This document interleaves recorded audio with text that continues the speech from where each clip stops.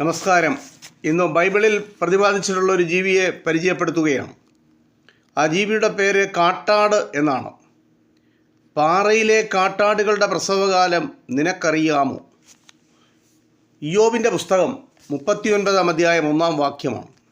കാട്ടാടിനെക്കുറിച്ച് 6 പരാമർശങ്ങളാണ് വേദപുസ്തകത്തിലുള്ളത്.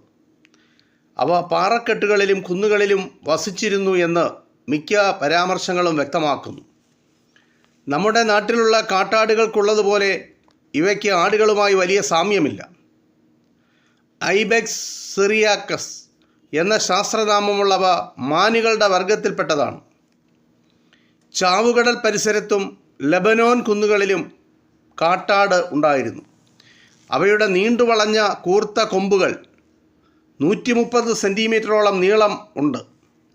ശുദ്ധിയുള്ള മൃഗങ്ങളുടെ പട്ടികയിൽ കാട്ടാട് ഉൾപ്പെട്ടിട്ടുണ്ട്.